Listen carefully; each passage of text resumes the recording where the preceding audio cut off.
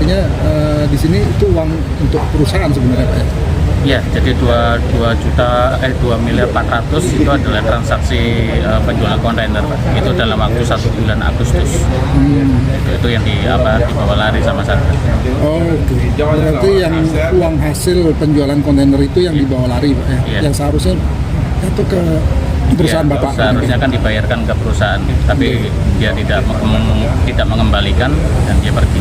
Iya. Karena dari transaksi yang uang yang dibawa lari itu, sehingga saya harus dikeluarkan dari perusahaan itu. Sebelum saya dikeluarkan juga saya dilaporkan oleh perusahaan ke Polda itu adanya penggelapan, padahal saya tidak pernah melakukan itu, dan terbukti dengan adanya SP3 itu. Nah, pada waktu dikeluarkan itu pun juga saya harus ditahan di kantor, tidak boleh kemana-mana. Kalau saya bahkan untuk keluar dari 2 jengkal dari kantor saja harus ada orang kantor yang menemani saya. Itu saya tidak boleh kemana-mana pada saat itu. Lalu mobil juga malam itu juga dari saudara Roy itu minta untuk mobilnya dibawa untuk ke Surabaya. Dan tadi sudah diterangkan bagaimana tadi saudara Nanang diminta untuk membawa mobil itu ke Surabaya. Jadi saya sudah dilaporkan ke Polda itu dengan perbuatan yang saya tidak pernah lakukan itu.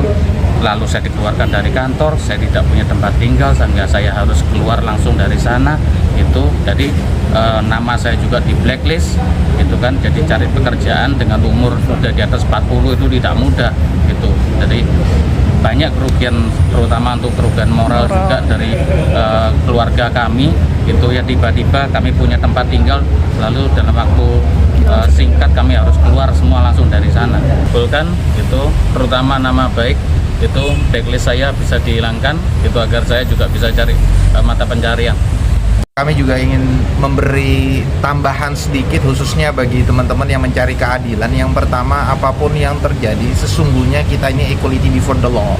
Jadi kita berharap kita tidak antipati dengan yang namanya persidangan, pengadilan, karena di sini kita ingin mengangkat sebuah keadilan.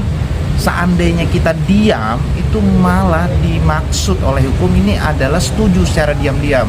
Nah, apa yang dilakukan klien kita hari ini luar biasa dengan keberaniannya, bahkan dihadiri oleh seorang direkturnya. Tadi ada deg-degan dia nih, tapi dia ingin mengungkapkan sebagai seorang pendeta, pemuka agama yang punya jamaat, dipermalukan, baik itu dikeluarkan dari rumah, ditahan di kantornya, mobilnya diambil paksa, yang sampainya hari ini dia harus sangat sulit memenuhi kebutuhan keluarganya.